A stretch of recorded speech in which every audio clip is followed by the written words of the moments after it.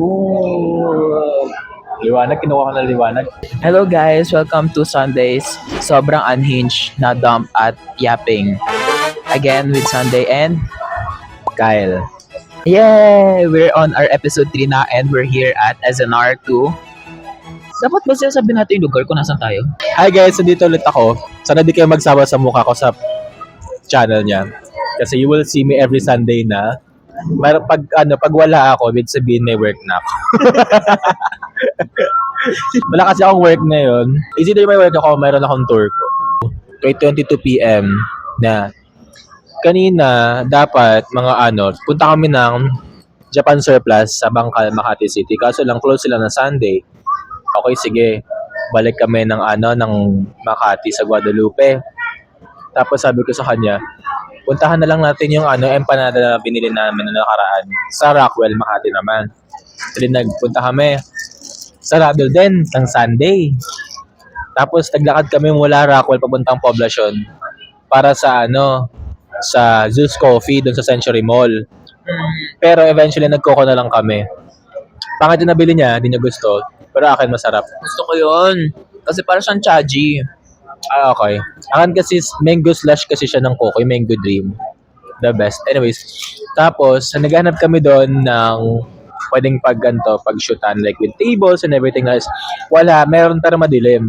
Tsaka maingay. Kaya malapit dito yung SNR. Malapit yung Century City Mall, yung sa SNR dito. Nilakad na lang namin siya. Tapos agasan niya na kami, kumain kami. Ayun, kaya kami dito ngayon. Dalawang agenda sa hindi namin na-fulfill kasi nga close sila lang Sunday. Unfortunately. Maraming establishments na close pag Sunday, which is, yun lang naman talaga yung araw nila to rest. Kasi kahit Sabado open sila, pero most of them are closed pag Sundays. Ang araw ng gala natin, Sunday. Ang araw ng sarado sila ay Sunday. ano ba nangyari sa week ko today? Ano ba nangyari sa week ko this week? Ang naalala ko lang, pumunta ako ng hindi naalala. Nagpaano ako? Physiotherapy? Yung sa buto-bo. Physiotherapy. Kasi sakop pala ng HMO ko from work. Yung nahanap kong Sana all. Kami dentist lang. totoo ba? Oo. Sakop sa amin. Kayo, PhilCare kayo? Hindi. Maxicare. Maxicare kasi. PhilCare kasi. Ayun, sakop siya. Actually, nalaman ko lang siya from colleague bagong hire. Tapos sabi niya meron daw siyang alam na clinic na affiliated ng Maxicare. Tapos so, nag-inquire ako. 1 month ako nag-intay, guys. 1 month ako nag-intay for my appointment. So, tiniis ko ng 1 month yung mga lamig-lamig ko dito sa likod. Akala ko issue siya from my bone. To my bone. Kasi, di ba nung parang first year ako, nung mga bago-bago ako sa CAS, habang sumasayaw ako, may mga times ako na mali yung ikot ko sa mga shoulders ko. So, akala ko, yun. Kaya masakit yung dito ko. Which is, akala. So, hindi pala. Sabi nung doon, PT ba tawag doon? Hindi siguro. Physical therapist. Sabi nung PT ko, wala daw yung correlation since parang ang layo naman nung sakit. Para siyang sa likod nung pakpak nung shoulder. Ganon. So, lang daw yun, mga lamig-lamig kasi baka daw hindi ako naggagalaw. Which is true kasi since nung nawala ako sa theater org namin, syempre, lagi ako nasa work lang, tapos lagi ako nakaganyan lang, ko-computer, tapos pag-uwi, tulog agad. Kaya, yes, totoo, pag hindi talaga naggagalaw-galaw, is bad. Kaya daw, yun dito sa likod ko, nabuo siya as lamig-lamig. So, ayun, nagpaano ko doon, Oo. Tapos ang sarap, ang sarap parang tao. Alam mo yun, may cupping, may electric massage. Yun, cupping. Ay, wala siyang bentosa na yung traditional. Hindi. Yung siya, yung vina-vacuumize. Okay. Ganun siya. Tapos, Akala ko yung sisindihan ng apoy. hindi. Merong isang option, yung needles. Oo. For a muscle knot lang naman yun eh. Ayun yun, nagtanong ako, ano pong mas better? Sabi niya, mas prefer niya daw yung cup. So, napag-ganon ako. Tapos, after nun, electric. After na electric, vibration, yung mabilis na yung gumagano-gano. Ayun. Tapos after nun, yung na yun, yung chiropractor, spine manipulation. These are free. Oo. Sakop nga kasi ng HMO. Yan, session. Oo, meron akong 10 session. Ano lang next mo? Kada month ba siya? Dapat daw per week eh. O, anong balak mo this week? Di ko alam. Hindi naman masakit na ulit yung Pwedeng second session ako naman. Parang gusto ko. Diba? Piling ko nga meron pa eh. Di ko pa nga nasulit yung sangipin ko, hindi pa ako nakapag-dental. Ako din, nakadalawang trabaho na ako. Wala pa akong napapalinis na ipin, napabunot, napapacheck up. Ang libre lang na nakuha ko is medical, APE. Yun lang. Ako din, medical. Puro yung check-up. Gano'n, executive check-up, tas med-cert. Ayun, yun yung libre ko, med-cert. Pero yung mga mga ganyan, or di ko alam kung nagyan kami sa PhilCare, tapos yung dental care, or everything nice sa mga wala, di ko pa natatry. Parang sarap ng price. Tapos alam ko may mga din. Hindi ko alam if sakop ng HMO ko, pero may mga aesthetic clinic na affiliated ng MaxiCare. Meron? Tapos naligaw pa ako sa MRT pa uwi kasi hindi naman talaga ako palaging MRT. Nagmo-move it ako lagi. Pero, This is not a flex. this is flex actually. Parang nung nasanay na ako mag-move it, parang pupunta pa lang ako Guadalupe. Gusto ko na agad move it. Isang jeep lang talaga. Isang jeep lang yun, 13 pesos lang. Pero ayun nga, may sumapi sa aking espiritu ng pagsisave ng money. Kaya Na parang, taga-MRT. oo, na parang natatakot ako gumastos. Ayun, buti na lang hindi ako pinagbayad ng mismatch entry.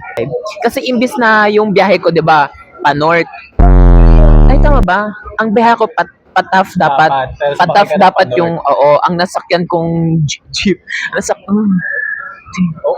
Ang nasakyan kong train. Usually. Which is my bad kasi minsan lang naman ako mag-MRT. Kasi hindi naman ako usually lumalayo ng lugar. Parang laging lang ako BGC. O parang lagi akong BGC lang. Asim. Sorry. Ganun lang kaya ng budget ko muna. Ayun. Monday, nakatatlong kumpanya kami ng friend ko na mag-a-apply. All them are BPO. Nag-apply kami ng friend ko. Nakatatlong company kami that day. Tapos isa lang yung parang sure kami. Tapos bukas pa, may tour ako ng 7 a.m. Tapos meron akong online meeting with this company na sure ako ng 8:30 a.m. Di ko alam kung ano bang gagawin ko siya. Pero for sure, dadalhin ko yung laptop ko for that tomorrow. Dapat manood ako ng UJAM. Ito UJAM, if you're watching this. Duda din ako na nanonood ka. Nag-post sila ng registration. Wednesday pa lang, or like the day before Thursday, nag-register na akong G-form. Para sure ako ng slot, makakapasok ako. Tapos when we got there, actually nag-start na. Kaya lang gusto ko manood kasi host si Chloe tsaka si Lian, our dearest friend. Si Chloe yan. Kung naman close si Lian.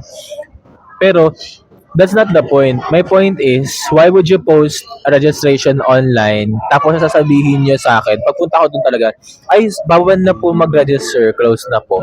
Kahit online nag-register, opo, close na po. What do you mean? Prioritize yung walk-ins? Kasi that same day, nag-post sila, available ang walk-in, ganyan-ganyan. Sinare pa ng Facebook page ng cast. Okay, sige. Makita ko yung oval, wala masyadong nanonood. Hindi naman fully packed, hindi naman nilalangaw, pero may mga upuan pa din.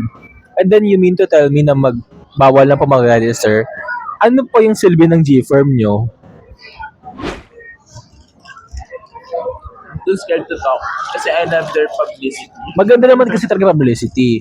Hindi yun yung problema. Yung problema ko ay yung registration process nila. Which is dapat, reserved talaga dapat for those who registered online. As opposed to walk-ins.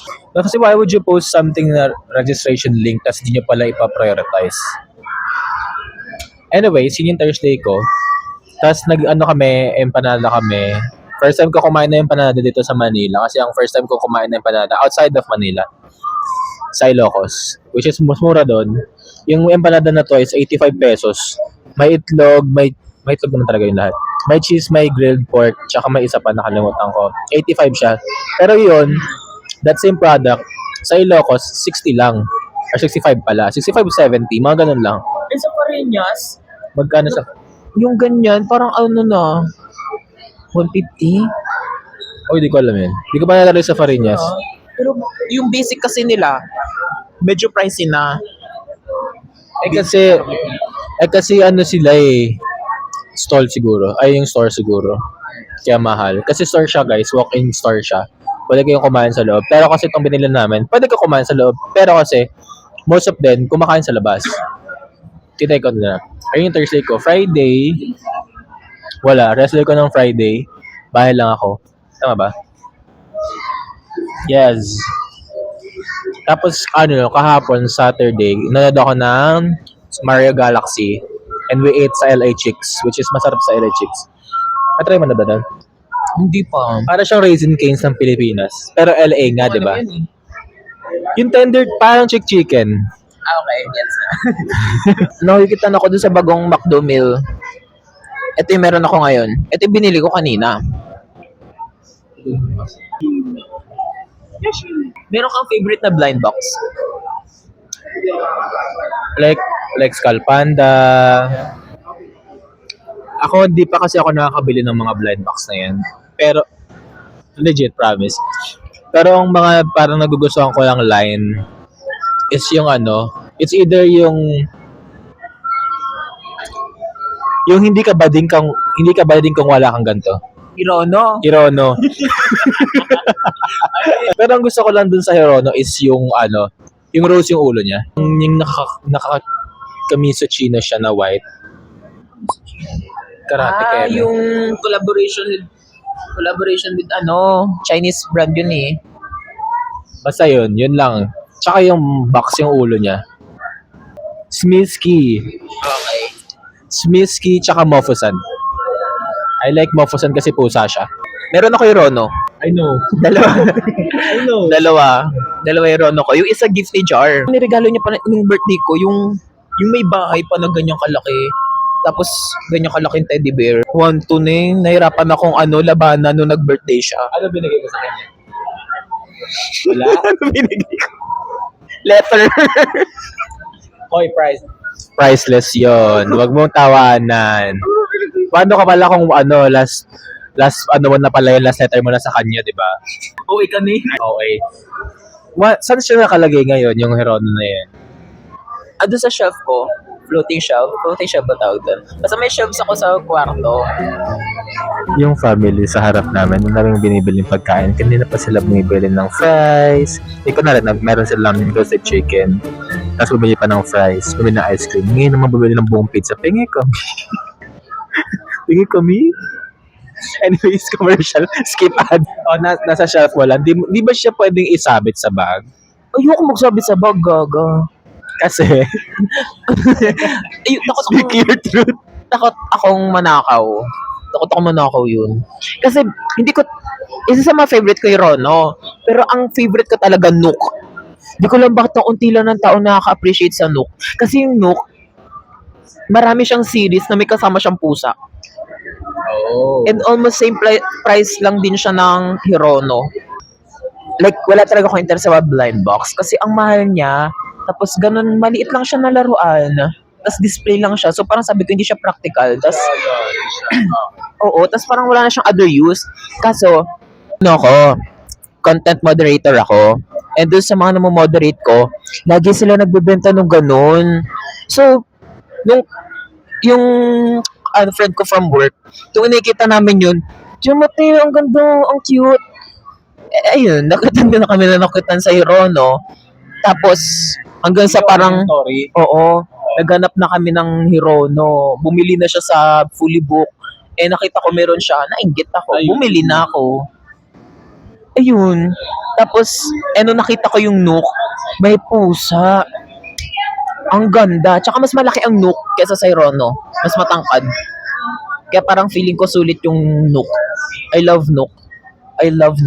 Kaso 2 Nook pa lang meron ako ngayon.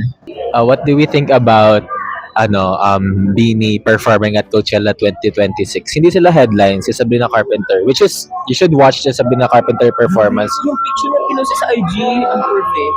Exactly. Anong deserve? Like, do they deserve the international stage at this point of their career? Or do they need to marinate?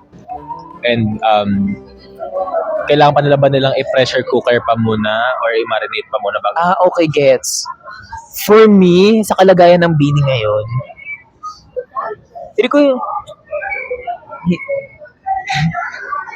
ko dapat ibang Filipino artist muna yung naunang naging K-pop group na nag-perform sa Coachella instead of them. Who should perform instead of them? Who do you think? I mean, I'm not hating on Bini pero I think mas relevant or parang mas deserving SB19. SB19 ata is Lollapalooza lang sila. Palang. Oo, di pa sila nag-Coachella. The state of Bini ngayon, kahit yung madla pa lang, hirap silang i-please ngayon yung local. Tama ba yung word na i-please? Kasi right now, di ba, parang ano sila ngayon, flop era sila ngayon dito sa Pilipinas because of the controversies and bullshits that they've done. Anong mapapala nila sa pag-perform nilang Coachella kung dito pala sa Pilipinas, hindi na sila sinusuportahan masyado? Gets ba? I mean, I'm not hating on them, pero sana alam dapat muna nila kung paano i-address yung mga issues nila here locally instead of mag-aim agad sila globally. Kasi super lakas ng mga Filipino mag-support sa mga artists. Real. Kaya kung kuha mo yung masa tapos sa global ka, sunod-sunod dyan, unlike pag nag-global ka, tapos hindi mo kuha yung local dito sa Pilipinas, wala. Wala. Siguro linear lang. Parang walang masyadong upgrade na mangyayari. I mean, great sila. Like, great performers sila, guys. Nakita ko sila mag-perform in real life. Ang galing nila mag-perform. Pero Coachella kasi, siguro, lari naman ako pa sa Coachella, kaya go lang, guys. Deserve ba siya? Okay, deserve na bigla. Naging agree with you on some parts. Kaya pinauna kita kasi parang mas malala yung mga sasabihin ko. And the views and opinions of the guest do not reflect the views and opinions of the host, the show, and the management. Yes. Remember, guest po siya dito at di po siya may-ari nito account na to. At di ko po alam anong masasabi niya ngayon. At bago ako magsalita, sana finlash mo na yung mga IG ko, TikTok ko, FB ko, para doon nila ako tirahin. Huwag niyo tirahin si Mark. Well, on some points nga, I agree with you na hindi muna dapat sila nag-perform. Siguro next year. Okay lang naman talaga mag-perform kasi they're great performers on an international stage, even though it's international stage. Pero kasi nga, sana kasi, yung mga controversies nila dito, tsaka issues, dapat they should like take accountability pa. Tapos wala pang proper, ano ang tawag doon? Proper media training yung mga members. Di sila ready for international kasi wala silang proper media training. Wala silang like legit. Tapos inaaway nila yung mga like Pumapatol sila. pumapatol sila sa mga sa mga haters sila or mga kahit mga fans. Kasi mga fans naman tinotolerate din naman. Given na yun. I think yung mga fans na nagtotolerate sa kanila, yung mga mga nagpo-puberty pa lang. Mga hindi pa 18, mga ganon. Yung mga hindi pa 18 years old, 18 and below, mga ganon. Kasi yung damit, I think public knowledge naman yun, na problematic talaga sila. On some points. Tapos, ito pa, yung management nila kasi, di ba, nag-boom sila 2023? 2024? 2024, di ba? Early 2024, nag-boom sila. Di go, sige. Pero yung time na yun kasi, is mga Filipino Tagalog na kanta. Tapos, parang nakita ng opportunity ng management na, ay sige, let's go English, global, para mag-ano. Ang nangyari, nag-flop. Oo, mas, mayroon siya mga listeners, viewers sa kanta na yun. na yun, nakasama ng boses mo. Pero, ano tawag dito, hindi siya kasing patok kumpara doon sa Tagalog songs. Oo. Oo, paano siya, like, ano siya, like, top music. Pero kasi, hindi na alam ng mga, pag sinabing Bini dito sa Pilipinas, kahit sa kanto man yan, kahit langgam nan yan sa bahay ko, ang alam lang nila Pantropiko, ano pa ba, lagi-lagi, oh my god, yun lang to. Ano pa ba mga, yun, Pantropiko, lagi-lagi, tapos yung mga basta mga Tagalog song nila, mga ganun. Diba? Ano yung ganun? Mahiwagan salamin. Salamin. Yon. Salamin. Yon. Ayun, yun yung mga pag tinanong mo yung mga locals, yun yung mga sasabihin nila, hindi nila alam yung mga English words. English titles and English songs ng Bini. Tapos yun kasi yung mali ng management na go global agad. Which is dapat establish mo yung fan base mo dito sa sa Pilipinas or sa country mo. Ganun mo kasi ginagawa ng mga di ba? K-pop, ganun mo talaga ginagawa nila, mag-build ng stable na fandom muna at saka sila mag-execute outside of the country. Ganun yung nangyari sa mga big stars ngayon. Like EXO, Twice, Blackpink, BTS. Doon naman talaga kasi nagsisimula lahat. Tapos nadagdag mo pa yung mga girls na walang media training na nangaaway sa comment section, ganyan. Yung napindot daw ni Anger, yung mga ganun, like, sana like, yun muna, bago, well, congrats kasi hindi ko napanood at hindi ko papanoorin yung performance sila because it's not my interest kasi. Pero sabi ng mga nasa, kahit yung mga haters na mga friends ko sa Facebook, sabi nila congrats daw kasi maganda daw. Okay, sige, give ko sa inyo. Ganda ng costume nila actually. Pizza dun sa harap, ang dami nilang pizza. Pingi kami. Magsasayaw kayo, huwag kayo magkakalat kasi prone siya sa disgrasya. Kunwari, nag-reveal ka ng damit. Dapat you should... Magkakalat. Magkakalat na sayaw, hindi kalat na damit. Pag nagtatanggal ng damit, ganon. Kaya dapat you should like siyempre, sabihan. kino-choreo din yun, Gaza. Hindi kasi, minsan kasi yung iba tanggal lang ng tanggal eh. Pero ang bottom line is, pahingi kami na pizza. Deserve ba nila, ano sagot mo? Slight. Ako, Deserve nilang mag-perform on a big stage. well, I agree on that. Na-deserve nila para ma-recognize naman talaga sila in a bigger platform. But then again, they should establish their fandom first sa Philippines. State their issues, their controversies. I-address nila muna yan bago sila produce more songs that are English. Or kailangan, ewan ko, yung bago nilang, nakakita ko sa Facebook ko, yung bago nilang promo, parang same nang sa Espa, yung ano ang kanta ng Espa, yung promo nila is malalaki silang babae sa lahat ng mga building. Drama. Yung parang nirehit nila yung nachos. Alam mo ba yung term na yon? Tama. Nirehit nila ang nachos ng Espa. Guys, fantasy ko na magkaroon na ng sakyan para every after ng SNR, diretso lang sa sakyan.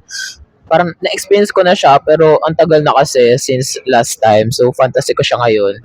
Kasi pag mag-grocery, parang ilagay mo lang yan sa trunks. Eh ngayon, nakamotor ako. Sabi niya trunks. Ano yung swimming trunks? Ano tawag doon? Walang S. Walang S.